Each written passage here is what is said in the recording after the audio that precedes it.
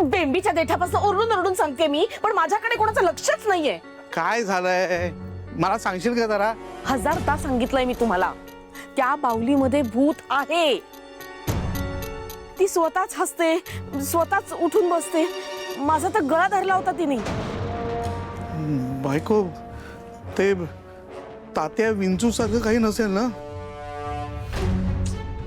म्हणजे माझा आत्मा तुझ्यात आणि तुझा आत्मा खलास. हो नका ना घाबरवू मला, मी आधीच घाबरले त्या बाहुलीमुळे. रिमोट कंट्रोलची बाहुली नाहीये ती. ती ती स्वतःहूनच सगळं करते, आपलंच. बायको, बायको, त्या बाहुलीने तिचा हात तुझ्या छातीवर ठेवून मंत्र उच्चारला तर? ओम भगने भागोदरी भगमासे. अहो नका ना बोलू, भीती वाटते ना मला. आता माझा गळा धरला होता, उद्या तुमचाही गळा धरेल. तुम्ही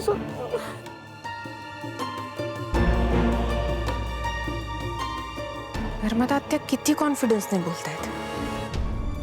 त्या असं खोटं बोलणार नाही. पण आई म्हणाल्या तसं ह्या लक्ष वेधून घेण्यासाठी काहीही करू शकतात. काय चाललंय ना तेच कळत नाहीये.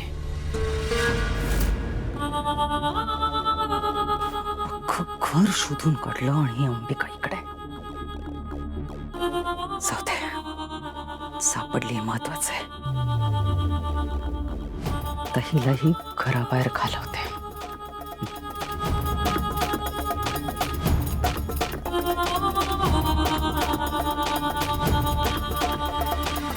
नर्मदा, बरी आहेस ना? नाही, अजिबात बरी नाहीये मी. वेड लागलाय मला. एक काम करा, तुम्ही हॉस्पिटलमध्ये फोन करा आणि मला पाठवून द्या तुम्ही. म्हणजे तुमच्यासाठी सोन्याहून पिवळं ना. हे बघ नर्मदा, तू काळजी नको करूस. वेळ आली ना तर तेही करीन मी तुझ्यासाठी. पण आत्ता जरा शहाण्यासारखी वाग. कारण मला असं कळलंय की ती माया पोलीस स्टेशनमध्ये काहीतरी सांगणार आहे. मग मला काय त्याचं, सांगू ते सांगायचं.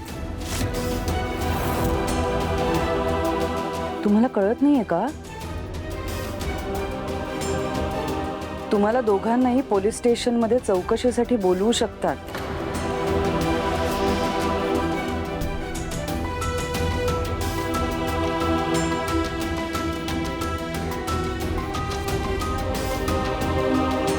त्यामुळे नर्मदा, डोकं जरा शांत ठेव. नाही तर तिकडे जाऊन वाटेल ते बरळशील. कळलं?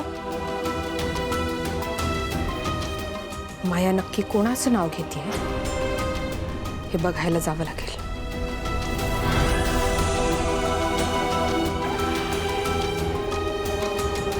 अंबिका गेली.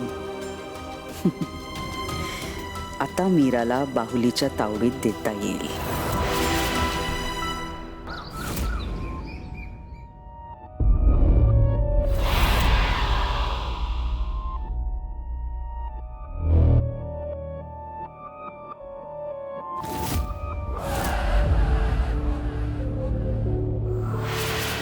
ही कधीच बाहुलीच्या जवळ का नसते?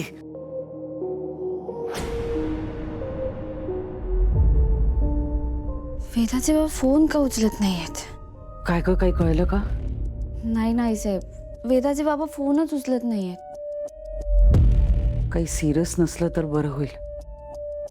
नाही, केशवजी वयस्कर आहेत का तसे? हो. आई साहेब, अनन्याताई वेदाला कुठे बाहेर घेऊन गेलेत का? हो अगं, ते वेदाच्या शाळेत विंटर प्रोजेक्ट असतं ना, तर त्याच्यासाठी तिला क्राफ्टचं सामान लागणार होतं. म्हणून अनन्या तिला जवळच्या दुकानात घेऊन गेली. वेदा मला काही बोलली नाही. नाही, मीच ॲक्च्युली तुला सांगायला विसरले. वेदा मला खाली भेटली होती, पण हे केशवजींचं सगळं चालू होतं ना, मी म्हणलं उगाच गोष्टी तिच्या कानावर पडायला नको, म्हणून मीच अनन्याला म्हणाले की तू तिला लगेच घेऊन जा. बरं ठीक आहे. तू परत फोन लावून बघ ना. हो.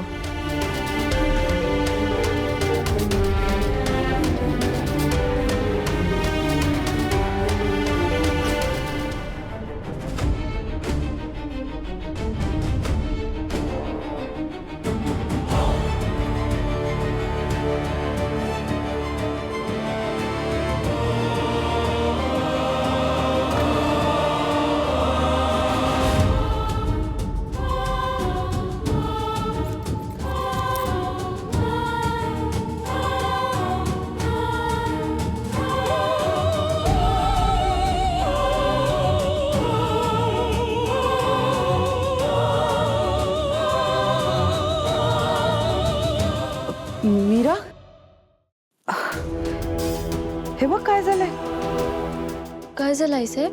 अगं हे बघ, हिचा हिचा फ्रॉक फाटलाय तो.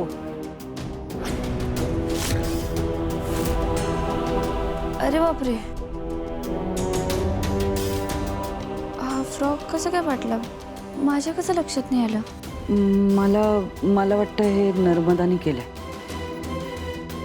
तू तू तू शिवून टाक ना हा फ्रॉक. नाही वेदाने पाहिलं तर मग तिला उगाच वाईट वाटेल, रडेल उगाच. हो आई साहेब, मी लगेच शिवते.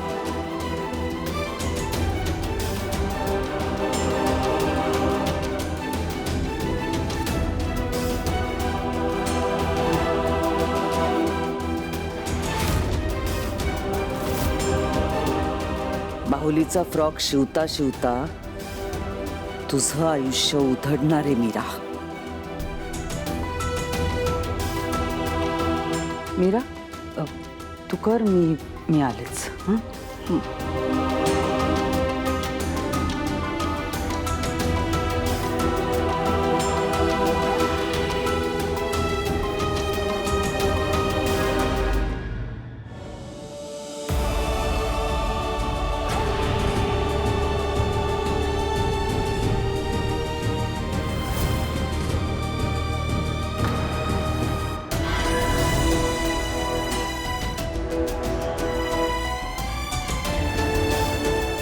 मी अशी इथे का थांबले? मी पोलीस स्टेशनला जायला निघाले होते ना. मग इथे का थांबले?